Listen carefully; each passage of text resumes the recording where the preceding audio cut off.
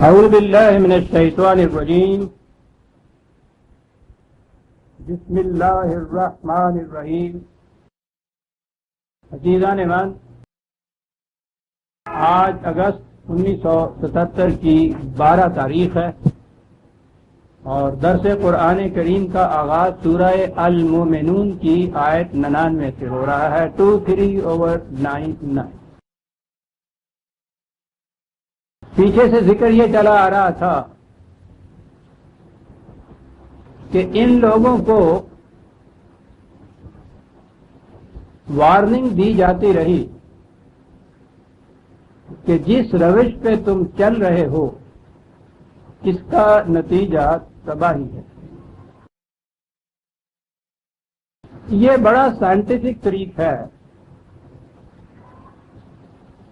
کسی ڈاکٹر کے پاس جائیے، ایک ایسا مرض جس کے متعلق آپ کو خیال تک نہ ہو کہ وہ بھی آپ کو ہو سکتا ہے، کچھ علامات ایسی ہوں گی جنہیں دیکھ کے وہ یہ کہہ دے گا کہ دیکھو بھائی، تمہیں بڑی احتیاط کی ضرورت ہے، ان چیزوں سے احتیاط برتو، اس قسم کی چیزیں کرو۔ اگر ایسا نہیں ہوگا تو ایک دن یہ مرض بڑھ آئے گا اور اس کے بعد پھر شاید یہ لا علاج ہو جائے۔ تو عام طور پہ اس قسم کی وارننگ پہ کان نہیں دھرا جاتا اور وہ مرض بڑھتا جاتا ہے، حتیٰ کہ وہ اس نقطے پہ پہنچ جاتا ہے کہ جہاں وہ ناقابل برداشت ہوتا ہے تو چیختا روتا ہوا وہ مریض ڈاکٹر کے پاس جاتا ہے اور وہاں یہ کہتا ہے اور ڈاکٹر کہتا ہے کہ میں نے تمہیں اتنا عرصہ پہلے اس کے متعلق وارننگ دے دی تھی، تو تم نے اس پہ دھیان ہی نہیں دیا، کوئی توجہ ہی نہیں کی۔ اب یہ بڑھتا بڑھتا اس مقام تک یہ آ گیا ہے۔ تو آپ دیکھیں گے اس وقت تو شدت سے جو تکلیف کی شدت ہو، مرض کی شدت ہو، تو اس کے بعد بے ساختہ کہتا ہے وہ مریض کہ ڈاکٹر صاحب اس دفعہ تو کسی طرح اس کا علاج کر دیجئے، آئندہ کے لیے آپ دیکھیے گا میں کس طرح اس کی احتیاط برتتا ہوں۔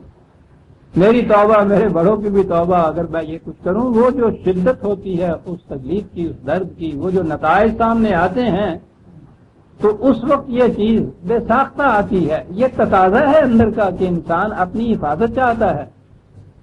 وہ فرق تو اتنا ہی ہے کہ پہلے سے جب یہ کہا جائے تو دھیان نہیں دھرتا، اور جب وہ بالکل تباہی کے منہ پہ آ جاتا ہے تو اس وقت چیختا ہے۔ پیچھے سے یہی بات چلی آ رہی تھی کہ ان کو یہ وارننگ پہ وارننگ دی جاتی رہی کہ یہ غلط نظام ہے، اس کا نتیجہ تباہی ہوگا، کان نہیں دھرے، انہوں نے توجہ نہیں کی۔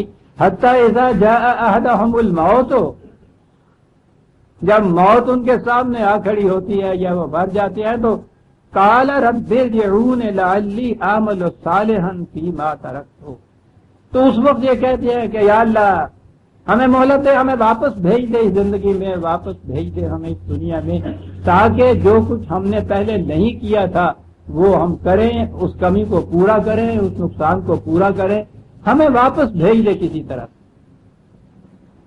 آپ دیکھیے بات تو بڑی آسانی سے سمجھ آ جانے والی ہے اور بالکل سیدھی سادی سی ہے، جیسا میں نے عرض کیا ہے یہ روزمرہ کی دیکھنے کی چیزیں ہیں، لیکن قرآن کریم تو سیدھی سادی بات کرتا ہے اور بڑی گہرائی میں جا کے اہم نظریات، غلط معتقدات کی تردید بھی ساتھ کرتا چلا جاتا ہے۔ اس کا انداز ہی یہ ہے، یہ واپس آنے کا ایک عقیدہ ہے۔ یونان سے اس کی اوریجن ہوئی، بات ذرا لمبی چلی جائے گی، بالکل مختصر الفاظ میں عرض کروں گا۔ یہ یونان کے فلاسفرز نے دیکھا کہ یہ بڑے بڑے کرے جتنے بھی ہیں یہ سب گول ہیں، چاند سورج جو نظر آتے تھے ان کو زمین تک کے لیے، تو انہوں نے یہ سمجھا کہ یہ سائیکل جو ہے یہ ہے بنیاد اصل میں کائنات کی، چکر، گول دائرہ۔ انہوں نے زندگی کے متعلق بھی یہی تصور قائم کیا کہ یہ سائیکلک آرڈر میں چلتی ہے، دائرے کے اندر چلتی ہے یہ زندگی جو ہے۔ اب دائرے میں چلنے کے معنی یہ ہیں کہ دائرہ جب ختم کر کے پھر اس مقام پہ آئے تو پھر وہ چکر شروع ہو جائے، یعنی وہ آگے نہیں بڑھتی بلکہ اسی چکر کے اندر رہتی ہے۔ یہ تصور انہوں نے کیا. پہلا ہی نتیجہ تو اس تصور کا یہ تھا کہ ترقی کا کوئی راستہ ہی ان کے سامنے نہ رہا. جب کولو کے بیل کی طرح آپ ایک چکر میں چلتے رہیں، سارا دن وہ بیل شاید 30 40 50 60 میل کا سفر طے کرتا ہے، لیکن صبح یہاں سے چلا تھا، شام کو وہیں سے اس کی رسی پہنچ جاتی ہے اور ساری عمر وہ چلتا رہتا ہے اسی طرح سے. اب ان کے سامنے اگلی چیز یہ آئی، ضمناً میں عرض کروں کہ یہ وجہ ہے کہ یونان گریک فلسفے میں نظری دنیا کے اندر تو اس دور میں ہی نہیں بلکہ اس دور سے آج تک بھی بہت بلندیوں کے اوپر ہے. سوکریٹس، پلیٹو، ایرسٹو وغیرہ کے مقابل کے فلسفہ دان پیدا نہیں ہوئے آج تک. یہ آپ کے ہاں کی لاجک جو ہے آج بھی اس کی بنیاد آج بھی ارسطو کے کلیات کے اوپر ہے. اتنے اونچے نظری طور پہ، لیکن وہ سوئی تک نہیں بنانا جانتے، اس لیے کہ ان کے ہاں آگے بڑھنا جو تھا زندگی کا، اس کا تصور نہیں تھا. زندگی کو وہ دائری حرکت کے اندر لیتے. اب یہی چیز جب موت آئی ان کے سامنے تو انہوں نے کہا کہ اب کیا کیا جائے. دائرہ ختم ہوا. انہوں نے کہا کہ نہیں، مرنے کے بعد پھر اس دنیا میں آتا ہے انسان. سائیکلک آرڈر تو انہوں نے رکھنا تھا نا، مرنے کے بعد پھر گردش دولابی شروع ہو جاتی. یہ تھا ان کے ہاں ٹرانسمائگریشن آف سول جسے آپ کہتے ہیں. پائتھاگورس نے یہ چیز بنیاد اس کی رکھی. تناسخ آواگون، جونا چکر جس کا نام آپ کے ہاں ہندی میں آ کے ہوا. ہندوؤں کے ہاں یہ جو آواگون ہے یا چکر ہے، ہندوؤں کے ہاں تو کوئی چیز اپنی ہے ہی نہیں. آنکھ نرگس کی دہن گنچے کا حیرت میری، ان کی تصویر میں پوچھے کوئی ان کا کیا ہے. ان کے ہاں کوئی چیز اپنی نہیں ہے. ذرا ٹریس کیجیے نظر آ جاتا ہے. وہ جتنے لوگ ان کے ہاں حملہ آور آتے رہے وہ تو تباہ برباد کر کے چلے جاتے رہے، تو ان کے نظریات اور کلیات کچھ جو تھے وہ یہ رکھتے رہے اپنے پاس. یہ انہی کے سموسے کا نام ہے ہندو دھرم جسے آپ کہتے. تو انہوں نے یہ جو آواگون یا تناسخ کا چکر ہے ہندوؤں کے ہاں، اور وہ یونان والے تو مر آ گئے، مٹ آ گئے، ان کے ہاں اس نے دھرم کی شکل اختیار کی اور وہ آج تک یہ مانتے ہیں.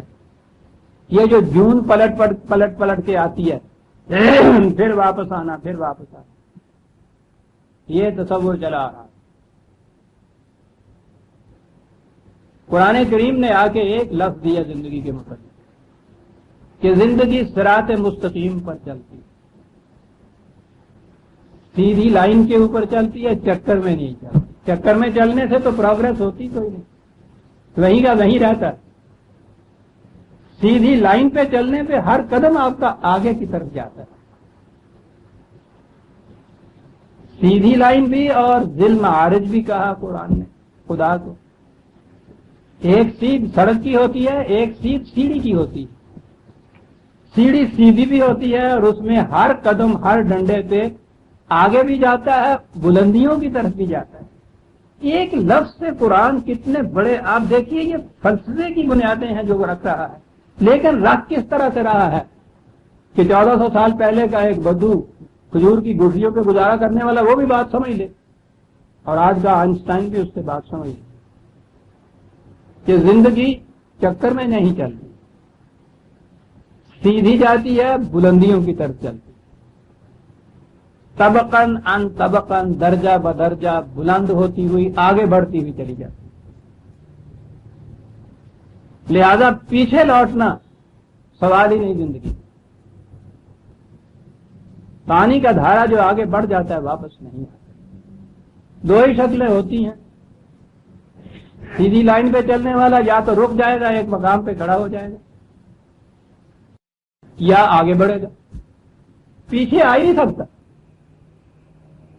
آپ دیکھتے ہیں کہ کہنے کو تو ایک لفظ تھا، اہدنا الصراط المستقیم یا رب ذل معارج، یعنی اتنی باتوں سے وہ کر کیا جاتا ہے. قرآن سمجھ میں اس طرح سے آتا ہے عزیزان من. کمپیریٹو اسٹڈی ہونی چاہیے ان چیزوں کی، ریلیجن کی نہیں، فلسفے کی، زندگی کے نظریات کی، کلیات کی. پھر سمجھ میں بات آتی ہے کہ ایک لفظ میں قرآن کیا کیا گیا ہے. اب یہاں جو کہا اس نے کہ وہ اس وقت یہ کہیں گے جب نتائج سامنے آئیں گے کہ اے ہمارے نشو و نما دینے والے، اے ہمارے رب، ایک دفعہ زندگی کے اس پانی کے دھارے کو پیچھے کی طرف لوٹا دے، واپس بھیج دے ہمیں، تو پھر دیکھ کے جو کچھ ہم نے نہیں کہا کیا تھا، جو کچھ تم کہتے تھے اور ہم کان نہیں دھرتے تھے، ہم پھر وہ کیسے کرتے۔ یہ وہ سارا تصور وہ آیا اس قسم کا۔ ایک لفظ ہے کلا، زندگی کے تصور میں یہ ناممکن، پیچھے نہیں تم جا سکتے، رک کے یہی کھڑے رہ سکتے، آگے بڑھ سکتے، پیچھے پھر قدم نہیں پڑ سکتے۔ کس قدر ایک نیا تصور دیا ہے کلا انہا کلمۃ ہوا قائلھا، باتیں ہیں یہ جو کر رہے ہیں اس کی، یہ زندگی کی ممکنات میں سے ہے ہی نہیں جو یہ کہہ رہے ہیں۔ ما من ورائہم برزخ الی یوم یبعثون، یہاں ایک اور لفظ آ گیا ہے، کہا جاتا ہے کہ ہمارے ہاں ایک تصور آتا درمیان میں کہ اس موت میں اور قیامت کے دن زندگی کے درمیان ایک عرصہ ہے، اور یہ تو عام طور پہ آپ نے سنا ہوگا حیات برزخی زندگی درمیان میں، یعنی یہ عجیب چیز یہ ان کے یہاں کا تصور پیدا ہو رہا ہے۔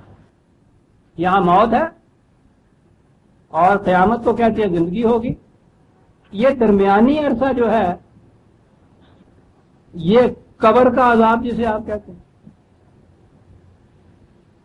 یعنی حساب کتاب بھی ابھی نہیں ہوا ہے، جرم بھی کوئی ثابت نہیں ہوا، سزا بھی نہیں ہوئی، تو یہ جو ہے درمیان میں یہ قبر کا عذاب، وہ جو حوالات میں ملتا ہے عذاب، یعنی ملزم ابھی عدالت میں بھی نہیں پیش کیا جاتا، ان میں سے 80 70 80 90% تو بعد میں بالکل بری ہو جاتے ہیں ملزم، لیکن وہ ایک رات کی حوالات 6 مہینے کی قید سے زیادہ شدید تکلیف کی ہوتی ہے۔ قبر کے عذاب کے آپ نے جب تفصیلیں سنے تو پوچھو نہیں پھر کیا گزر دیا انسان۔ کہتے یہ ہے نا کہ اس کے اندر پھر پہلے تو وہ گرزوں والے آؤندے نے، یعنی ایک اللہ وہ تھے قبر کے اندر، بالکل یہی نقشہ ہوتا ہے یہاں کا، ایک ملزم اور اتنے سپاہی، اتنے گرزوں والے آتے ہیں، پھر وہ قبر کی دیواریں جو ہیں وہ ہٹتی ہیں، ٹکراتی ہیں، درمیان میں اس کی ہڈیاں جو ہیں توڑی جاتی ہیں، گرزوں والے اس کو مار مار کے اس کا مان بھاگ دیتے ہیں۔ یہ جو کہتے ہیں نا مولوی صاحب کہ وہ حلوہ پکا کے اور ان کو وہ تقسیم کرو، تو وہ کہتے یہ آگے نہیں تو یہ لپری انہیں بن نہیں جائے گی، تو انہوں سے پہنچے گا پھر مان آئے گا مجھے میں، سوال ہی نہیں عزیزان ایمان۔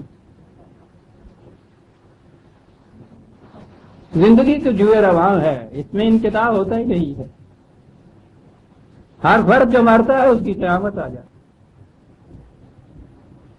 زندگی اسی طرح آگے چلتی، بات اور ہو جائے گی اور یہاں کی تو بات نہیں ہے۔ شعور یا کانشسنس کا جو لیول ہے اس میں ایک فرق آتا ہے، اور عجیب چیز ہے وہ، خیر اور بات ہوگی۔ یہ جو ہے نا برزخ، پردہ جسے درمیان میں کہا جاتا ہے، کہا یہ گیا ہے کہ یہ پیچھے کی طرف آ نہیں سکتے، لوٹ نہیں سکتے، پیچھے والے جو ہیں وہ نہ ان کی سنتے ہیں نہ یہ ان کو کچھ سنا سکتے ہیں۔ یہ سارا قصہ جو آپ کے ہاں درگاہوں پہ اور قبروں پہ جا کے اور حضرت صاحب کے نام پہ یہ کچھ کر کے فریادیں کرتے ہیں، یہ کچھ کرتے ہیں، قرآن کہتا ہے سوال ہی نہیں ہے کہ مردے کا کوئی تعلق اس زندہ انسانوں سے رہ سکے، وہ ان کی سنتا ہی نہیں نہ ان کی کچھ اٹھتا ہی ہے۔ ان کے پیچھے جو دنیا ہے اس میں ایک اوٹ ہو جاتی ہے، پردہ لٹک جاتا ہے، رکاوٹ پیدا ہوتی ہے، منقطع ہو جاتا ہے سلسلہ۔ یہ ورائہم جو ہے اس کے معنی آگے ہی نہیں ہوتا، عربی زبان میں پیچھے بھی ہوتا ہے، کیونکہ آگے اس نے یہ کہا ہے کہ پھر الی یوم یبعثون، یہ ٹھیک ہے، وہ ایک پیریڈ ایسا بھی ہے کہ جس میں یہ آمنے سامنے بھی ہوں گے۔ اب جس کا سامنے ہونا ہے وہ ابھی اگر زندہ ہے اور یہ پہلے مر گیا ہے تو یہ واپس نہیں آ سکتا، وہ اس کے ساتھ ابھی نہیں مل سکتا، تو وہ ایک دور ہے جس کے اندر پھر یہ صورت بھی ہے کہ وہ آمنے سامنے بھی ہونا۔ یہ اس کے آگے ہے وہ جو نقشہ ہمارے سامنے قیامت کا لایا جاتا ہے نا، وہ بھی عجیب و غریب ہے، پکی روٹی نہیں نقشہ ہے گا حقیقت۔ فَإِذَا نُفِخَ فِي الصُّورِ، اب یہ کہتے ہیں نا کہ وہ سور پھونکا جائے گا، وہ کرنائی جیسے وہ بگل بجتا ہے۔ عجیب الفاظ ہے قرآن کے اندر۔ نفخہ ہوتا ہے توانائی پیدا کر دیں۔ یہ سور جو ہے یہ ٹھیک ہے، یہ لفظ آتا ہے، یہ جو بگل بجتا ہے جنگ کے لیے، اس کے لیے آتا ہے، لیکن بنیادی صورت تو یہاں کچھ اور ہے، جسے آپ صورت کہتے ہیں، فارم یا پیکر کہتے ہیں، اس کی جمع ہے سور، جسے یہ سور پھر پڑا جاتا ہے۔ جب ان پیکروں کے اندر توانائی داخل پھونکی جائے گی، اس کا نام ہے جس کو آپ حیات آخرت کہتے ہیں، تو وہاں پھر یہ بتایا کہ کیفیت کیا ہو، واپس یہ آ نہیں سکتے، کمی کو پوری کریں۔ اب یہ دیکھیے کہ وہ جو قرآن کریم نے ایک چیز کہی ہے، وہ ہے ہر فرد کی انڈیویجویلٹی، انڈیویجول فرد، ہر فرد اپنے عمل کا آپ ذمہ دار ہے، اسے ہی نتیجہ بھگتنا ہوگا، کوئی ساتھ نہیں دے سکتا، لا تزر وازرۃ وزرۃ اخرى، کوئی دوسرے کا بوجھ نہیں اٹھا سکتا، کوئی سفارش سے نہیں چھڑا سکتا، کوئی کچھ دے دلا کے نہیں چھوٹ سکتا۔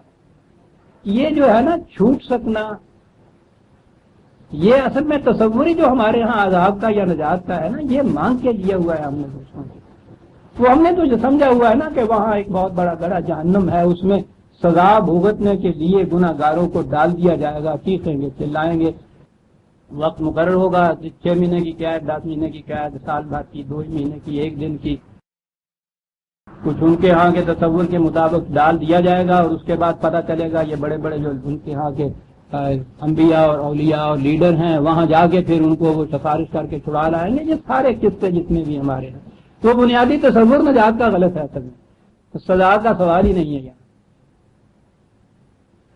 یورپ سے پوچھئے، وہ اس کو اپریشیٹ آج کر رہا ہے کہ قرآن نے جو تصور دیا ہے کتنا سائنٹیفک تصور ہے۔ وہ کہتا یہ ہے کہ یہ تو زندگی اپنے ارتقائی منازل طے کرتی ہوئی، ایوولوشنری سٹیجز طے کرتی ہوئی انسانی شکل کے اندر آ گئی ہوئی ہے۔ وہ سائنٹیفکلی اس کو پروو کرتے ہیں، بتاتے ہیں کہ زندگی کی شکل یہ ہے کہ کسی نو میں، کسی اسپیشیز کے اندر اگر وہ اپنے اندر اس قسم کی صلاحیت پیدا کر دیتی ہے کہ وہ اس سے اگلے درجے میں جانے کے قابل ہو جائے، تو وہ اگلا درجہ حاصل کر لیتی ہے۔ اگر ایسی صورت نہیں ہوتی تو وہیں رک کے رہ جاتی ہے، اور رکنے کے بعد اکثر و بیشتر ختم ہو جاتی ہیں۔ تو یہاں زندگی جسے لائف کہتے ہیں، لائف اپنی سٹیجز طے کرتی ہوئی آگے بڑھتی ہے، جس فارم میں بھی وہ ہوتی ہے، اگر وہ صلاحیت پیدا کر دیتی ہے آگے بڑھنے کی تو اس سے بلند درجے کی شکل میں چلی جاتی ہے۔ اگر وہ ایسی صورت حاصل نہیں کرتی تو یا تو اسی شکل میں رک کے رہ جاتی ہے یا ختم ہو جاتی ہے۔ انسان کے پیکر میں جب لائف آئی ہے تو اب یہاں 2 تصور آئے۔ ایک تو تصور آیا مغرب کا، وہ سیکولر تصور، کہ یہاں پہنچنے کے بعد یہ ارتقاء کا سلسلہ ختم ہو جاتا ہے، یعنی کروڑ در کروڑ کرن ہا کرن سے یہ سلسلہ مسلسل چلا آ رہا ہے ان کی سائنٹیفک انویسٹیگیشن کے اعتبار سے، اور یہاں پہنچنے کے بعد کہ بس پھر یہ سلسلہ ختم ہو جاتا ہے۔ وہیں کے ایوولوشنری سائنٹسٹ ہیں، انہوں نے یہ کہا کہ یہ تو فطرت کے منہ پہ چپت مار رہے ہو تم، وہ خدا کو نہیں بھی مانتے تو کم از کم فطرت کو تو مانتے ہیں، کہ وہ اتنا لمبا پروگرام اس طرح سے کر رہا کرن تک پہنچائے جس کا اینڈ جو ہے ختم ہو جانا جو ہے بس، اور کچھ نہیں اس کے بعد۔ کہا کیا کرتے ہو تم، یہ جرم ہے فطرت کے خلاف، گستاخی ہے اس کی بات میں۔ اس کا پروگرام تو تم دیکھو کہاں سے اس نے شروع کیا، یہاں تک لائے، اور لائے اس لیے کہ اس کے بعد بس ختم، یہ ختم نہیں ہو سکتا۔ زندگی کی ارتقائی مناظر آگے بھی چلیں گی، اور یہ وہ تصور تھا عزیزان من جو قرآن نے دیا کہ موت سے زندگی کا خاتمہ نہیں ہو جاتا، زندگی آگے چلتی۔ یہ جسمانی پیکر جو ہیں فزیکل باڈی، وہ فزیکل لاز کے تابع ہوتی ہے، وہ ٹھیک ہے ڈس انٹیگریٹ ہو جاتی ہے، ختم ہو جاتی ہے، ٹکڑے ہو جائے، جلا دیجئے، مچھلیاں کھا جائیں اس کو، ویسے تباہ کر دیجئے، دبا دیجئے، اس کا کوئی سوال ہی نہیں ہے۔ لائف اور شے ہے، وہ آگے بڑھتی ہے، اور یہ تصور قرآن کا اگر اس کے اندر وہ جو لائف جسے آپ انسانی ذات کہہ لیجئے، اقبال نے خود ہی کہہ کے اس کا تعارف کرایا ہے، سیلف کہہ لیجئے، قرآن نفس کہتا ہے اسے، وہ شے جو جسم نہیں ہے، وہ شے جو جان بھی نہیں ہے۔ جان تو اس جسمان، یہ جو مشینری آپ کے ہاں ہے فزیکل، اس کی حرکت کا نام ہے لائف، جو ہے وہ لائف نہیں، لائف سے بھی الگ چیز، وہ آگے بڑھتی ہے۔ اب قرآن نے یہ بتایا، اب دیکھیے یہ جو آج سائنٹیفک ڈسکوریز ہوتی ہیں، ایک سیکنڈ، وہ ٹیپ بدل رہے ہیں، زندگی آگے بڑھتی، ہر فرد، یہ صحیح ترجمہ ہے انڈیویجول کا، تو ہم ترجمہ کرتے ہیں، انڈیویجویلٹی کا تصور ہمارے ذہن میں نہیں آتا، اس کا اپنا اپنا تشخص ہے، اپنی اپنی ذات ہے، میں ہوں، آپ ہیں، ہر فرد جو کچھ اس زندگی میں کرتا ہے اس کے مطابق اس کا فیوچر، اس کی ذات اس کے مطابق بنتی چلی جاتی ہے۔ اگر وہ اس قابل ہو گئی ہے کہ زندگی سے اگلی منزل جو اس سے بلند منزل ہے، اس منزل کو طے کرنے کی صلاحیت اپنے اندر پیدا کر لیتی ہے، تو وہ ایک قدم آگے بڑھ جاتی ہے، اسے جنت کی زندگی کہا جاتا ہے۔ اگر اس میں یہ صلاحیت نہیں ہے تو اسے روک دیا جاتا ہے، رک جاتی ہے، اسے قرآن کا لفظ جہیم اس کے عربی زبان میں معنی رک جانا، کھڑے ہو جانا ہے۔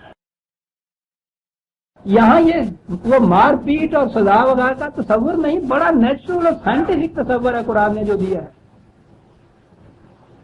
وہ رک جاتی۔ اب یہ جو تصور ہے کہ ہر فرد اپنا جو کچھ اس کا عمل ہے اس کے مطابق اس کی یہ ذات بنتی چلی جاتی ہے، یہ نہیں ہے کہ وہاں قیامت میں جا کے ایک دن بن جاتی ہے، یہ بنتی چلی جاتی ہے، ہر سانس میں قیامت پہ نہ ہوتی۔ اسی لیے تو وہ کہتا ہے کہ سخن نامہ و میزاں دراز تر گفتی واعظ، بڑی بڑی لمبی چوڑی باتیں تم نے کی، قیامت کے اندر میزان ہوگی اور اعمال نامہ ہوگا، ہزار حیف نہ بینی قیامت ہے موجود، یہ جو ہر سانس میں قیامت ہے تیری، اس پہ تیری نگاہ نہیں پڑ رہی، یہ تو ہر سانس میں کیا، ہر سانس میں انسان کی ذات بنتی اور بگڑتی چلی جاتی، اور اس کا ایکیومولیٹو افیکٹ جو ہوتا ہے، مجموعی تاثر جو ہوتا ہے، اس کے مطابق اس کا فیوچر بنتا ہے۔ تو اب سیدھی سی بات ہے کہ اس میں وہ سارے تصورات کہ وہ شفاعت کریں گے تو جب یہ چیز ہوگا، وہ رحم کرے گا خدا تب یہ ہوگا، بخش دے گا پھر یہ چلا جائے گا، سارے تصوری باتیں، اس میں تو کوئی دخل ہی نہیں دیتا۔ جسے اعمال کہا ہے، یہی نہیں کہ جو باہر آ جاتے ہیں عمل، وہی دل میں گزرنے والے خیالات کا اثر بھی ہوتا ہے انسان کی ذات کے۔ یہ وہ جرائم ہے جو سوسائٹی کے گرفت میں نہیں آ سکتے، تو اس میں سوال ہی نہیں ہے کسی کی سفارش کا، بات کا، کسی کے کہنے سننے کا، معافی کا، بخشش کا سوال ہی نہیں پیدا ہوتا ہے۔ موسٹ سائنٹیفک تصور ہے قرآن، اسی لیے کہا کہ وہ جب پھر اگلی زندگی جو ہے اس کے اندر جب یہ چیز سامنے آئے گی، پہلی چیز فلا انصاب بینہم یومئذ ولا یتساءلون، دو لفظوں میں ساری بات کیا۔ پہلی بات تو یہ کہ انصاب کسی کام نہیں وہاں آئیں۔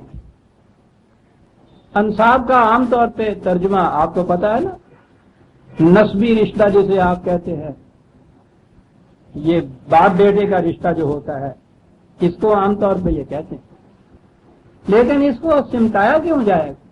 قرآن کی وسعت کو کیوں نہ لیا جائے؟ انساب تو نسبت کی جمع ہے نا، ہر قسم کی نسبتیں ٹوٹ جائیں گی وہاں۔ نسبت تو ماں باپ ہی کے ساتھ نہیں ہوتی، یہاں تو عجیب عجیب قسم کی نسبتیں ہوتی ہیں۔ ساری سب سے بڑی نسبت تو آپ کے یہاں اس طریقت میں اور پیر و مرشد کی نسبتیں ہوتی ہیں، کوئی نسبت وہاں کام نہیں۔ رشتے آ جاتے ہیں نسبت کے اندر، لیکن میں نے جیسا عرض کیا ہے یا اس کا مفہوم وسیع تر ہے، کوئی نسبت کسی قسم کی کام نہیں دے سکتی۔ اور آپ دیکھیں گے کہ یہاں ہمارے ہاں نسبتوں کے عقیدے کتنے گہرے۔ میرا تعلق تو کسی فرقے سے نہیں، قرآن ہاتھ میں لے کر تو فرقے کی بات کرنا شرک ہے۔ میں کسی پہ تنقید بھی نہیں کرتا، لیکن یہ چیز جو قرآن کا تصور ہے، اسے آپ نجات کہہ لیجئے، اسے فلاح کہہ لیجئے، فیوچر کہہ لیجئے، مستقبل کہہ لیجئے، اس میں تو ذاتی اعمال کے اتباع کسی قسم کی کوئی چیز اثر انداز نہیں ہو سکتی۔ اب یہ انصاب جو ہے، اس میں ہمارے ہاں وہ ایک عقیدہ ہے کہ نبی اکرم صلی اللہ علیہ وسلم، جی وہ حدیثیں ہیں ہمارے ہاں کی، اور وہ تو حدیث ہیں اہل سنت جماعت کی کتابوں کے اندر کی ہے۔ بخاری کی حدیث ہے کہ حضور نے فرمایا کہ میں دو چیزیں تم میں چھوڑ چلا ہوں، ایک کتاب اللہ اور ایک عطرت میری۔ اہل بیت جن کو پھر کہا گیا، سادات کہا گیا، ان دونوں کے ساتھ تمسک رکھو گے تو پھر جنت میں جا سکو۔ کتنی بڑی نسبت انہی کے ہاں کیجیے گا۔ حضور نے فرمایا کہ جس کے دل میں حضرت علی کی محبت نہیں، ایمان اس دل میں نہیں آ سکتا۔ آپ دیکھتے ہیں یہ عقائد، لیکن ایک منٹ ٹھہریے، رکیے۔ یہ روایات جو تھیں ان کے عقیدے کے مطابق اکٹھی ہوئی، بلکہ بنی عباسیوں کے دور میں۔ آپ سوچیے کہ عباسیوں کا زمانہ ہو، جنہوں نے یہ سادات جو تھے حضرت علی سلام اللہ وجہ کی نسبت سے، ان سے تو انہوں نے چینی مملکت کیا، ان کو انہوں نے آرائے کار بنا کے مملکت حاصل کی تھی۔ عباسیوں کے دور میں یہ ساری حدیثیں آپ کے یہاں کی جمع ہوئی یا بنی تھی، تو سلطنت ان کی تھی جس میں یہ بن رہی تھی، تو وہ اس حدیث کو تو وہ کسی طرح مٹا نہ سکے کہ اہل بیت کی محبت یا حضرت علی کی محبت جس میں دل۔ آپ حیران ہوں گے کہ جہاں یہ ہے اس کے ساتھ ہی دوسری حدیث یہ ہے کہ حضور نے فرمایا کہ جس دل میں عباس کی محبت نہیں ہوگی اس دل میں ایمان نہیں آ سکتا۔ چلیے بات سیدھی بات۔ اور یہ آج اس دور جمہوریت میں آپ کی کیفیت یہ ہے کہ نسبتیں گھڑتے رہتے ہیں آپ، تو وہ تو ملوکیت کا زمانہ تھا، عباسیوں کے دور میں حدیثیں بنے اور وہ اسے برداشت کر لیں، کیا ہے وہ شریکہ سے انہوں نے دے، انہوں نے کہا کہ ٹھیک ہے نہ لے تو لے لو۔ یہ بھی سنیوں کے ہاں کی حدیثیں ہیں، شیعہ حضرات کو تو چھوڑ دیجیے، یہ حدیث آپ کے ہاں اس کے ساتھ ہی ہے۔ المودت فی القربہ والی جو آیت آتی ہے نا سورہ شورا میں، تو اس کی تفسیر کے اندر آپ دیکھیے پھر یہ جو حدیثیں آتی ہیں، انہوں نے کہا حضرت علی کی محبت اگر نہیں ہے تو ایمان نہیں۔ انہوں نے کہا، حضور نے فرمایا کہ جس دل میں حضرت عباس کی محبت نہیں ہے اس دل میں ایمان نہیں آ سکتا۔ اندازہ لگا، یہ قرآن کہتا ہے فلا انصاب بینہم یوم القیامہ، کوئی نسبت کام نہیں دے سکتے۔ وہ سائنٹیفک بیسس، سنکھیا کھا لیجیے، دور کی نسبت تو ایک طرف، ڈاکٹر کا حقیقی بیٹا جو ہے وہ بھی سنکھیا کے اثر سے نہیں بچ سکتا۔ یہ کہہ کہ میں ڈاکٹر کا بیٹا ہوں، ڈاکٹر خود نہیں بچ سکتا، بیٹے نے کیا بچنا؟ بیٹے کے متعلق تو یہ بھی تو حدیث ہی نہیں کیا نا کہ حضور نے حضرت فاطمہ رضی اللہ تعالیٰ عنہ سے بھی کہہ دیا کہ فاطمہ یاد رکھو قیامت میں یہ کہہ کے نہیں تم چھوٹ سکتی کہ میں محمد کی بیٹی ہوں، وہاں تو تمہارے اپنے اعمال ہی ہیں۔ یہ تو اولاد کے متعلق ہے، حدیث کی ضرورت نہیں، قرآن میں یہ رسول اللہ نے فرمایا صلی اللہ علیہ وسلم کہ اگر میں بھی کسی خدا کے کسی حکم کی معصیت کروں تو میں بھی اس کے عذاب سے ڈرتا ہوں۔ جس ذات کے متعلق پھر عقیدے یہ وضع ہو گیا کہ وہ ساری گناہگار امت کو چرا کے لے جائے گی جہنم سے، وہ اپنے متعلق یہ کہہ رہے ہیں. اینڈ موسٹ سائنٹیفک نسبت ان چیزوں سے بچا ہی نہیں سکتی کسی. بڑا عجیب تصور ہے قرآن کا مقاصد عمل کا عزیزان مانا، اور یہیں پہنچ کے یہ نظر آتا ہے کہ لا ریب یہ خدا ہی کا کتاب. دنیا کے کسی مذہب میں یہ بات نہیں آپ کو ملے گی کہ کسی اور کا کوئی اثر یا بخشش یا شراوت نہ ہو. کسی مذہب کو لیجئے، کسی نہ کسی نسبت سے، کسی نہ کسی کفارے سے، شواذ سے چھوٹ جاتا ہے مجرم. یہاں بلند ترین ہستی جو ہے جن کی ذات سے یہ کے ساتھ یہ عقیدت ہماری ہے کہ مجرموں کے شفیع ہیں، وہ خود قرآن میں یہ کہا جا رہا ہے. خدا کہہ رہا ہے رسول سے کہ اعلان کر دو اس چیز کا. خدا رسول سے، اور رسول اعلان کر رہا ہے قرآن میں. میں بھی نہیں بن سکتا، کوئی ذات نہیں بن سکتا. اور یہ نسبتیں نا میں نے ابھی بہت دور کی کہیں ہیں صاحب، ہمارے ہاں تو کیا بات ہے. جب پھر شاعری شروع ہوتی ہے، تصوف تو شاعری ہے نا. حضرت خواجہ معین الدین چشتی، میں نہیں کہہ سکتا کہ ان کی روایت ہے یہ ان کی طرف منسوب ہے. بہرحال ہم تک تو یوں ہی پہنچتی ہے کہ انہوں نے یہ فرمایا اپنے ہاں، ان کے ہاں کی ساتھ. یوں سمجھیے محاکاتی انداز میں کہ اللہ تعالیٰ نے جنت کے دروازے پہ ایک رضوان کھڑا کر رکھا ہے، ٹکٹ کلیکٹر. وہ تو ہر ایک کو دیکھ کے اس کی ٹکٹ اور اندر جانے دیتا ہے. جب یہ سب کچھ ہو آ جائے گا، پلیٹ فارم خالی ہو جائے گا، تو وہ اندر جنت میں دیکھیں گے کہ لاکھوں کی تعداد میں مجرم جنت کے اندر پھر رہے. بلایا جائے گا اس تو کی کردہ سن دروازے سے کھلوتا ہے، کہے گا جی میں تو ایک بھی بلا ٹکٹ والے کو اندر نہیں جانتے، اندر دیکھتے صحیح جاتے. بات جانے سے معاف رکھیں، وہی اتنی پنجابی میری نہیں سمجھی تو باری گل کا سوال آنا ہی پنجابی کیونکہ وداؤٹ چلن والا نہیں کوئی بہتے ہوتے. دیکھ لو دادا سے چار سارے وداؤٹ جان والے نہیں. کہا تو دیکھ تو صحیح، پھر وہ بھی انگوشت بدلنا حیران ہے، اوپر سے دھام پڑ رہی ہے کہ گھر یعنی کرنا کرن تک تمہیں یہ ترجیح دی اس ڈگری کے لیے، اور حالت یہ ہوئی. تو اس پہ وہ یہ جھگڑا دیکھ کے تو وہ پیر صاحب مسکرائے اللہ نے سمجھ جائے. حضرت صاحب جب جا رہے تھے اندر تو انہوں نے کمبل اوڑھ رکھا. کملیاں ہوتی ہیں نا ان کے یہاں، کمبل بھورا،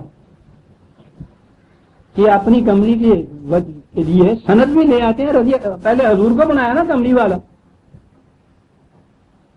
تو پھر یہ ساری کملیاں جتنی تھی پھر وہ ان کے یہاں آئی. پھر جڑا بھی کمبل لین والا وہ کملی تو ہو ہی جاتی ہے نا، پھر اس طرح پاگل بھی ہو گئے. باہر تو کمبل لے کے کملی سے وہ گئے اندر کہ جی میں نے تو جانا. پتا چلا کہ ان کی کملی کے جو کمبل کے تانے بانے تھے، لاکھ تانا لاکھ بانا، ان ہر تاگے کے ساتھ ان کی مریدوں کی روحیں چمکی ہوئی. وہ گزرے تو انہوں نے اپنا ایک ٹکٹ دکھایا، اور ٹھیک ہے کوئی لمبا چوڑا ساتھ سامان بھی نہیں کہ وہ تولنا ہو، کچھ بھی نہیں، خالی یہاں چلے جا رہے ہیں. ایک کمبل ہی اوپر اوڑا ہوا ہے نا، وہ چلے گئے اندر جا کے جھاڑ دیتا. جنہوں تھی ایسے کہنے نا حضرت صاحب کی کملی جمعہ پہ آئی ہے، جمعہ نہیں. اندازہ لگائیے عزیزان من، میں تو خون کے آنسو روتا ہوں کہ یہ کون قرآن سے آ جائے گی. شریعت میں آئی ہے تو شفاعت نبی صلی اللہ علیہ وسلم، وہ اتنا گہرا عقیدہ ہے کہ بدترین گالی ہو گئی کہ رسول کی شفاعت تمہیں خدا کا نصیب نہ ہو، یا مجھے جب وہ بہت بڑی قسم کھانی ہو. تو یہ شریعت، یہ طریقت. قرآن کہتا فلا انصاب بینہم یومئذ، کوئی نسبت کام نہیں دے گی. مانے ایک لفظ میں کہہ رہا ہوں، کیا بات کہتی ہے. تفصیل میں جائیے تو ایک کتاب لکھی جائے، ایک لفظ انصاب کہہ کے اس میں وہ رشتے داری کی جو محبت کے عقیدے تھے ان کو بھی کاٹ دیا. یہ ساری طریقت وغیرہ کے جتنے عقیدے نسبتیں تھیں دوسروں کے ساتھ، یہ لفظ نسبت ہوتا ہے ہمارے یہاں کہ ان کی نسبت ہے حضرت صاحب کے ساتھ. فلان صاحب بینہم کیا ہوا، کہاں انصاف کہتے ہو، ولا یتساءلون. وہاں تو ہر ایک کو اپنی اپنی ایسی پڑی ہوئی ہوئے گی کہ کوئی پہچاننے کے باوجود سلام علیکم نہیں کہے گا اس سے کہ کوئی بات نہ کر دے، پوچھے گا نہیں کسی سے. دوسرے مقام پہ کسی کی تشریح آئی ہے اور 80 اس دن کا نقشہ جو کھینچا گیا ہے 80/34 یوم یفر المرء من اخیہ. بھائی بھائی کو دیکھے گا تو دور سے ہی بھاگ جائے گا. عجیب نقشہ ہے. وَأُمِّهِ وَأَبِيهِ، مائیں بچوں کو چھوڑ، باپ بیٹوں کو چھوڑ، وَصَاحِبَتِهِ وَبَنِيهِ، بیوی خامن کو چھوڑ دے گی، خامن بیوی کو چھوڑ دے گا، دونوں بچوں کو. اس لیے کہ لِكُلِّ امْرِئٍ مِّنْهُمْ يَوْمَئِذٍ شَأْنٌ يُغْنِيهِ، اپنی اپنی ہر ایک کو ایسی پڑی ہوگی کہ سوال ہی نہیں ہوگا کہ کسی دوسرے کو وہ پوچھ بھی لے کہ تیرا کیا حال ہے. جائیں گے کیسے؟ بڑا عجیب نقشہ. 6/95 بڑی عظیم ہے. میں نے عرض کیا ہے نا کہ یہ جو فرد کا لفظ ہے، انفرادیت جہاں سے ہمارے ہاں بنا، قرآن نے اس کو فرادہ کہا ہے. انڈیویجویلٹی آج ہمارے ہاں کی یہ جو سائیکالوجسٹ ہیں ان سے پوچھئے، وہ فخر کرتے ہیں کہ ہم نے ایک اصطلاح دی ہے تم لوگوں کو ایسی، کیونکہ لائف سے، سول سے، اسپرٹ سے اس سے کام نہیں چلتا تھا، ان کا مائنڈ سے کام نہیں چلا. ان کا سائیکے کہا ہے تو وہ بھی اور انداز ان کا ہو گیا. پرسنالٹی کہا تو انگریزی زبان میں آپ کو پتا نا کہ وہ بہت اچھی پرسنالٹی ہے، وہ تو آپ جانتے ہیں پھر کیا معنی اس کے ہوتے ہیں، اس سے بھی کام نہیں چلا ہے. انڈیویجویلٹی پھر ایک لفظ انہوں نے یہ کیا، اور یہ لفظ جو تھا قرآن کریم سے انہوں نے لے کے ترجمہ کیا اپنے آگے. قرآن کہتا ہے وَلَقَدْ جِئْتُمُونَا فُرَادًا، تم انڈیویجویلٹی لے کے ہمارے پاس آؤ گے. اور سنیے انڈیویجویلٹی کے معنی کیا چیز ہیں آپ. یہ بات یہاں ہر ایک بولتا ہے، ہر ایک تو ایک طرف رہا، بڑے بڑے دانشمند بھی کھڑے ہو کے سوچتے نہیں. میرا ہاتھ، میری آنکھ، میرا گھر، میرا بیٹا، میرا باپ، حتیٰ کہ میرا جسم، حتیٰ کہ میری جان، یہ جس کا میری کہہ رہے ہیں میں جو ہے، یعنی یہ کون ہے جس کا یہ سب کچھ ہے. جان تک بھی آپ کہتے ہیں نا میری جان ہے، میری، میرا جسم. میں نے یہ کہا، آپ دیکھتے ہیں کہ یہاں ان میں سے کوئی چیز نہیں رہی. میری زبان سے یہ نکل گیا وہ تو ہے بات. میں نے یہ کہا، میں نے یہ کیا. یہ میں کون ہے جو یہ کچھ کہہ رہا ہے، جو کر رہا ہے؟ یہ میں کون ہے؟ جسم نہیں، جان نہیں، ہاتھ نہیں، پاؤں نہیں. وہ تو سب تم کہتے ہو میرا ہاتھ، میرا پاؤں، میرا جسم، میری جان.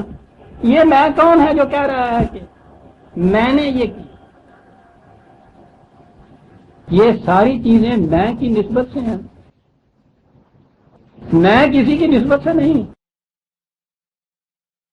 آپ دیکھتے ہیں یہ بغیر کسی نسبت کے اپنے مقام پہ ہے، اور باقی سب کچھ اس دنیا میں جو ہے اس میں کی نسبت سے ہے. یہ انصاف جو کہا تھا قرآن نے، نسبت ہے، میں نے کہا تھا. آپ دیکھیے کیسے اس کی تشریح ہو رہی ہے. کیا کہتا ہے قرآن؟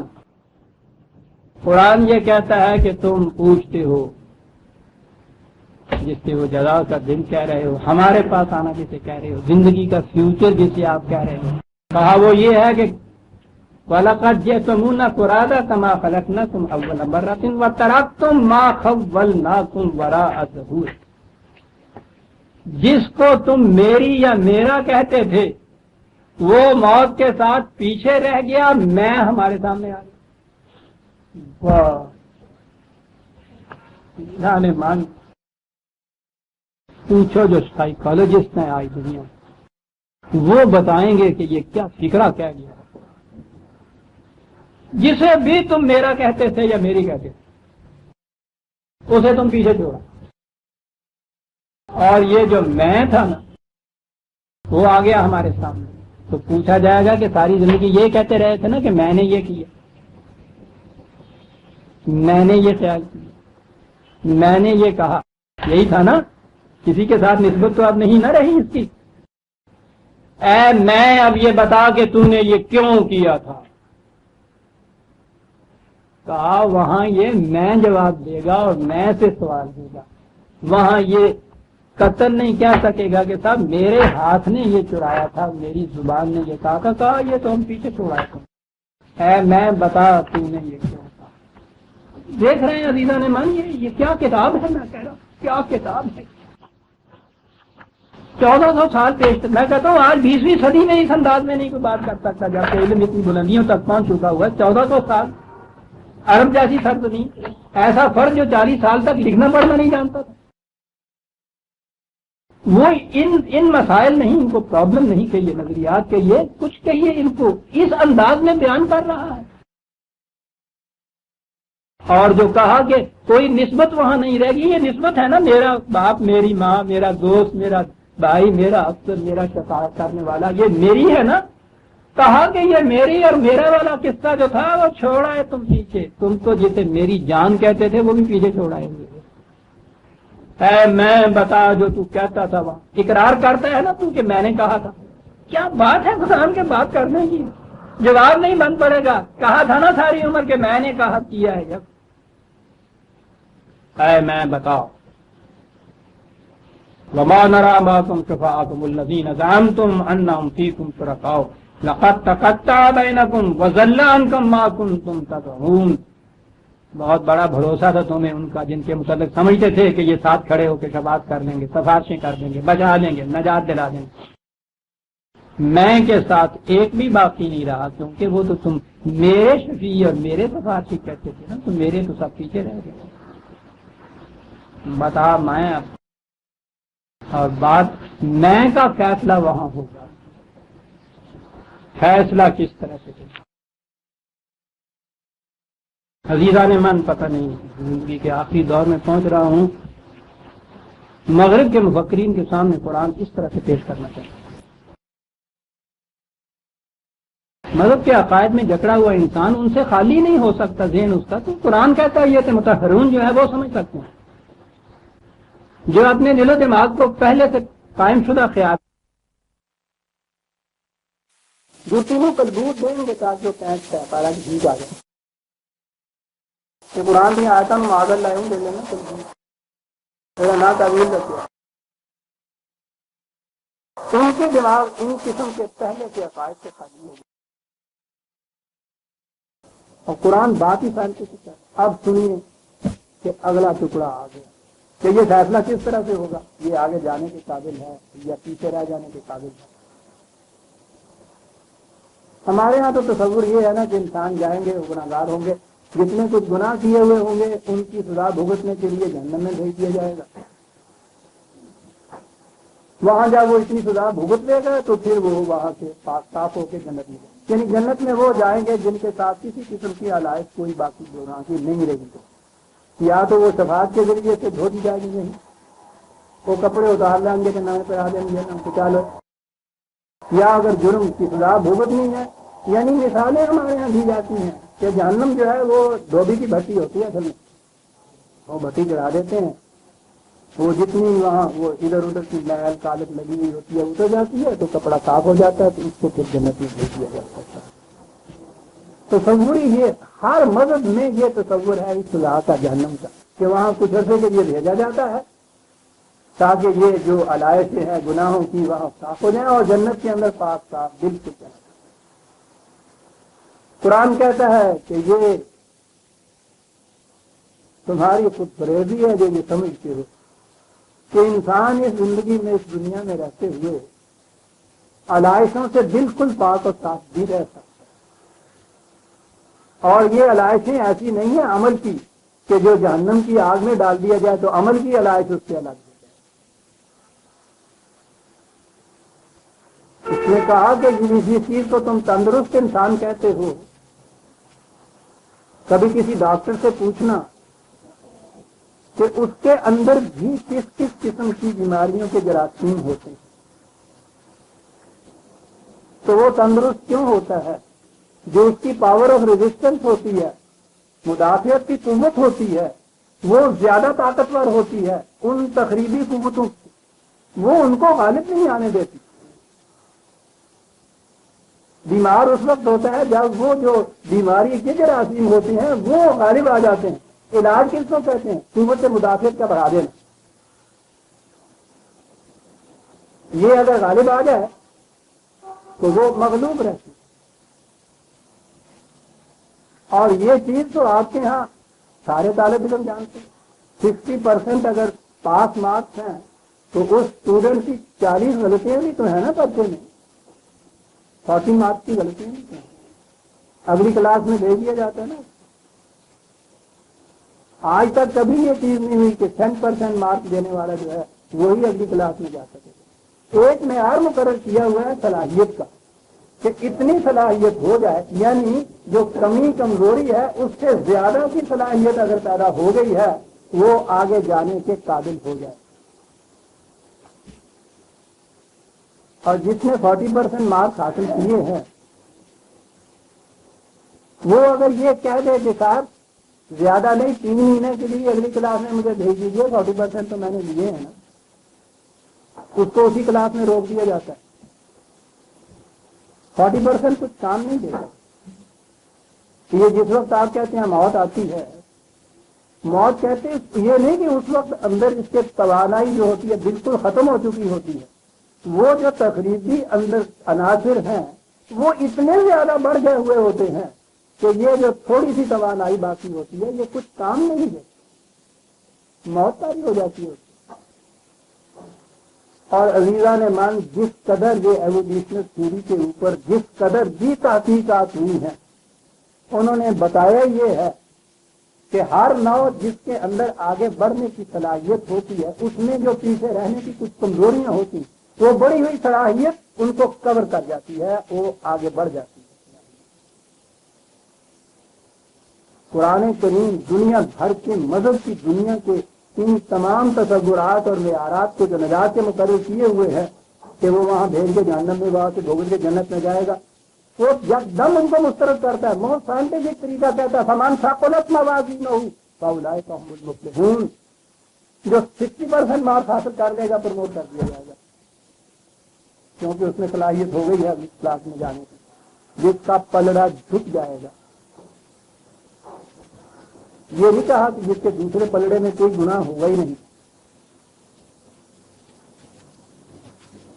کہتے ہیں عیسائی کے ساتھ ہمارے یہاں تصور گاڈ از مرسی ہے، اسلام کا خدا عادل ہے، عدل ہے اس سے پیچھے تمہارے ہاں کی مرسی کے معنی یہ ہیں کہ انسان جو جی میں آئے کاٹتا چلا جائے، حضرت مسیح کے کفارے پر ایمان لے آئے تو جنت میں، اور اس کو بنایا ہے گاڈ۔ کیا بات ہے اس کی مرضی۔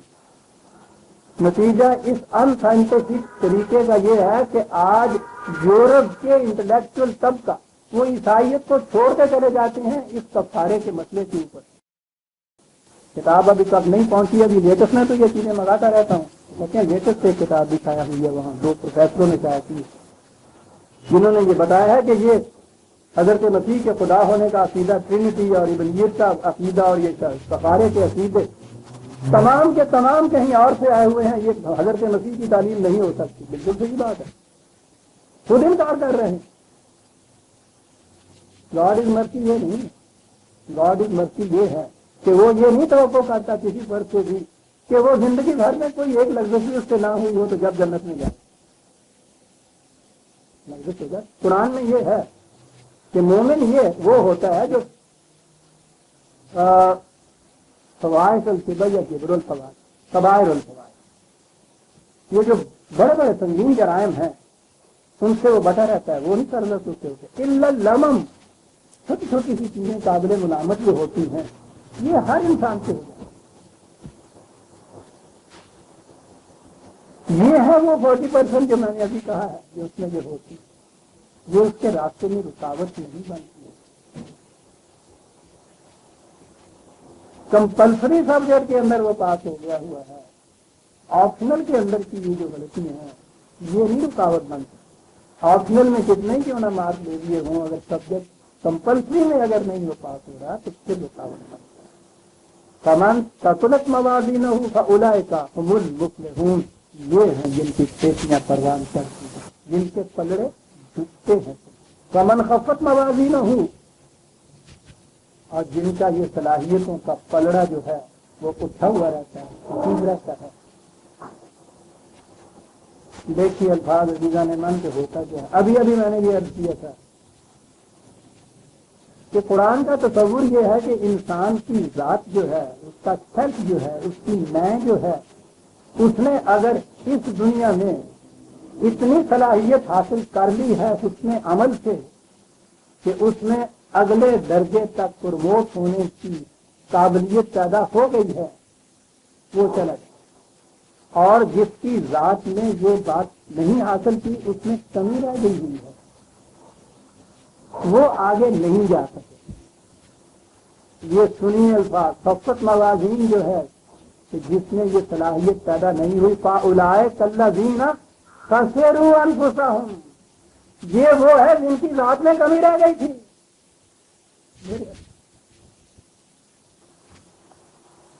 جن کی ذات کی نشو و نما میں کمی رہ گئی تھی۔ یہ ہیں کہ جہنم خالدون، جو رک گئے، آگے نہیں بڑھ سکتے۔ موسٹ سائنٹسٹ یورپ کا کوئی سائنٹسٹ اس سے انکار نہیں کر سکتا، اور وہ کسی مذہب کو قبول نہیں کرتا۔ اس کی سائنس میں معافی کا سوال نہیں، عدل میں معافی نہیں ہے۔ تلفح وجوہہم النار وہم فیہا خالدون، کہا کیا پوچھتے ہو ان کی ندامتوں کا، کیا پوچھتے ہو؟ آئینوں میں اپنے سیاہ چہرے کو دیکھیں گے اور اسی سے کیا ہوا؟ کہا یہ جائے گا کہ الم تکن آیاتی تتلی علیکم فکنتم بہا تکذبون، صرف اتنی بات پوچھی جائے گی کہ انپول تو نہیں مارے گئے تجھے؟ کیا یہ بات تو نہیں تھی کہ تمہیں معلوم نہیں تھا؟ اور اس طرح سے یہ پھر دیکھیے گاڑی کی متی جسے کہتے ہیں، کہا یہ بات تھی نا کہ تمہیں کہا گیا تھا یہ کہ اس کا نتیجہ یہ غلط ہوگا، کہا تھا نا کہنے والے نے، پہنچی تھی نا بات تم تک؟ یہ کہیں گے کہ جی ہاں پہنچی، تو پھر اس کے بعد اب کس کا قصور؟ اپنے آپ کو بلیم کرو، یہ بڑا عجیب نقطہ ہے۔ پہنچی تھی، جن تک یہ پہنچی نہیں ہے وہ تو محفوظ ہی نہیں ہوتا۔ اور یہاں ہمارے ہاں جو چھوٹے چھوٹے بچے مر جاتے ہیں 6 مہینے کے، ان کو بھی وہاں قیامت میں وقت کیا کریں صاحب؟ ان بچوں کو اگر جہنم میں بھیجتی ہیں تو ان کی مائیں جو ہے دوسرا مار لگتا نہیں ہے، تو اللہ ستیا نہ آگے میرے میں نے بھی پیتا کہ انہیں نہیں جنا مجھوم بچہ تو کرم کی پھر تو پھر حضرت ابراہیم علیہ السلام ان کے ملے ہوئے ہیں، ان کی ڈیوٹی یہ لگائی ہوئی ہے کہ وہ ان بچوں کے چرواہے ہیں، وہ ان بچوں کو ساتھ لے کے جنت میں چلے جائیں گے۔ یہ سب کچھ پاگل دیوانے واقعی اقوام جن تک یہ چیز پہنچی نہیں ہے وہ کیسے قابل مواخذہ ہو سکتا؟ جانوروں کی قیامت نہیں ہے۔ قالوا ربنا، بات سنیے گا کیا ہوا؟ کہا یہاں بھی کیفیت، یہ جرم ان کا سب سے بڑا کیا ہے عزیزان من؟ سب سے بڑا جرم یہ ہے، کیا کروں جی نہیں چاہتا چھوڑنے کو، یہ باتیں اور گھڑی ہے کہ چلے جا رہی ہیں۔ قصہ آدم میں ایک ہی بات قرآن نے کہی، آدم نے بھی یہ جرم کیا تو کہا تھا یہ نہ کرنا ہو، ابلیس نے بھی ایک جرم کیا، کہا یہ کرو، اس نے نہیں کیا، دونوں نے جرم کیا۔ ایک کے متعلق تو یہ کہا کہ یہ ٹھیک ہے تیرے لیے راستہ کھلا، دوسرے کے متعلق کہا کہ ابدی طور پر تو محروم ہو گیا زندگی کی خوشحالی۔ کیا بات ہوئی؟ دونوں نے ایک جیسا جرم کیا تھا۔ کہا ہوا یہ تھا کہ جب آدم سے ہم نے پوچھا کہ تم نے کیوں کیا، اس نے کہا ربنا ظلمنا انفسنا، میں ذمہ دار ہوں اپنی غلطی کا، مجھے احساس ہے کہ مجھ سے غلطی ہوئی۔ کہا جب تم نے اس کا اعتراف کر لیا، ذمہ داری کو قبول کر لیا، اثرات ندامت تیری پیشانی کے آگ، تیری اصلاح کی امکان ہے۔ ابلیس سے کہا کہ تو نے یہ کیوں کیا؟ تو قادر مطلق، تیرے حکم کے بغیر پتہ نہیں ہل سکتا، میں کون ہوں خود کرنے والا، تو نے کرایا میں نے کیا۔ کہنے لگا یہ اگر ذہنیت ہے قیامت تک کے لیے اصلاح تو نہیں تنقید ہوتا، جو ذمہ داری کو قبول نہیں کرتا اس کی اصلاح ہی نہیں، جو کہتا ہے میں نے کیا ہی نہیں اس کی اصلاح نہیں ہوتا، اور تقدیر کا سارا مسئلہ حل ہو گیا۔ یہ ہے نا پھر آپ کے یہاں جب وہ آتے ہیں مجوسی عقائد، کس طرح سے ڈر آتے ہیں آپ کو، دین کس طرح مذہب بنتا ہے۔ یعنی قرآن نے پہلا ہی تعارف یہ کرایا ہے آدم کا اور ابلیس کا کہ اس نے تقدیر کا بہانہ بنایا، اس نے اپنے آپ کو ذمہ دار قرار دیا، اس میں اصلاح کا امکان ہے، وہ ابدی طور پہ مسئلہ حل ہو گیا۔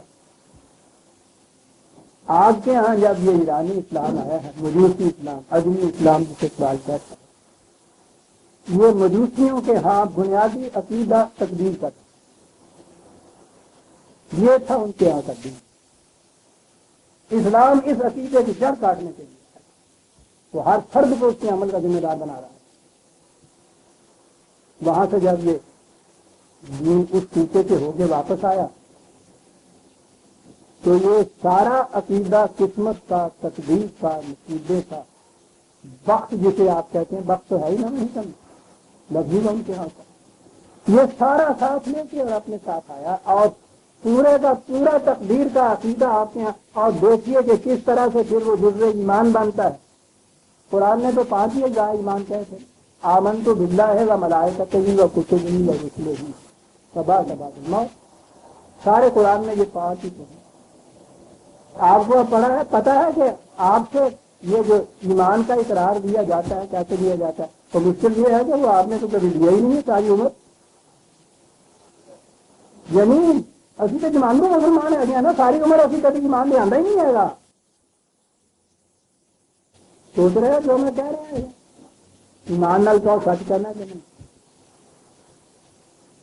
ایک اس میں 2-4 ذرا سخت مقام آتے ہیں، پہلے دور میں آتے تھے، 2-4 سخت مقام آیا کرتے تھے، اس میں یہ کلمہ بھی پڑھنا پڑا کرتا تھا، یہ ایمان مجمل اور ایمان مفصل، یہ تو اب اہل کون کی داستان ہے، ہمارے آئندہ یہ بچے جو ہیں یہ تو یہ لفظ بھی نہیں جانتے، نکاح کے وقت یہ پڑھا جاتا تھا۔ تو ہوں جڑے تھی نکاح آنے کے دخل کر کے جڑ جائیں گے، کسی ایک کو بھی گیا۔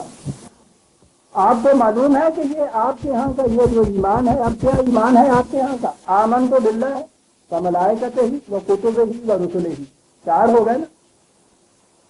بعد الموت 5واں آگے ہے نا، ان کے درمیان آتا ہے والقدر خیرہ و شرہ من اللہ تعالی، خیر اور شر سب کچھ خدا کے حکم سے ہوتا ہے۔ ایمان کا جز ہے آپ کے یہاں کا یہ کہنا، اور اس کے بعد بعد الموت 6 جز ہیں ایمان کے، اب 5 خدا کے دیے ہوئے، یہ 6واں جز آپ کے کلمے کے اندر داخل ہوا ہے، تقدیر کا مطلب۔ وہ کہاں سے نکالیں گے آپ؟ عزیزان من، اس کے سوا کوئی طریقہ نہیں حسبنا خدا دینا۔ خدا کی کتاب کو معیار بنائیے اپنے ہر عقیدے نظریے کا، پھر تو آپ آ سکتے ہیں دین مصطفیٰ پہ، نظام مصطفیٰ پہ۔ اور اگر کلمے یہی پڑھاتے رہے آپ تو یہ تو پھر مجوسیوں کا کلمہ، مصطفیٰ صلی اللہ علیہ وسلم کا کلمہ تو یہ نہیں۔ حضور کے زمانے میں تو اس کلمے میں یہ 6واں جز نہیں تھا، ہو ہی نہیں سکتا۔ سنیے کہاں تک بات آئی، میں کہاں سے کہا کیوں یہ لوگ اس طرح سے آئے جہنم میں۔ اب بھی ان کی کیا کیفیت ہے؟ ان سے کہا جائے گا کہ کیوں آئے تھے نا کہنے والے تمہارے پاس، بتایا تھا نا انہوں نے کہ یہ کچھ چھوڑ دو، غلط رہو کیا تباہ ہو جاؤ گے؟ کہا کہ ہاں۔ کہا کہ پھر کیا ہوا؟ قالوا ربنا غلبت علینا شقوتنا، کہا اس سے زیادہ اور کیا کہے کہ ہماری تقدیر نے ہم کو مار دیا. کہا لانے کا اسی لیے تو جہنم میں آ رہے ہو تم, یہاں بھی یہی کہہ رہے ہو. وَكُنَّا قَوْمًا ظَالِمِينَ, ایک ہی ہم نہیں تھے, پوری کی پوری امت ہی اس میں لگی ہوئی ہمارے ساتھ بھی. ہاں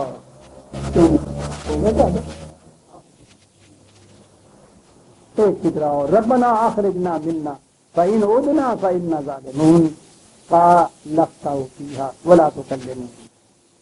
پھر کہیں گے بار الہ, ایک دفعہ پھر واپس لے لیں کیا اللہ میری توبہ جانی, ایک دفعہ اور کہا کہ یہ تمہیں کہا گیا تھا کہ یہاں دوبارہ چانس نہیں مل سکتا, ایک ہی دفعہ زندگی کے اندر آنا ہے. اس لیے اب یہ باتیں کرنے سے کچھ فائدہ نہیں ہے.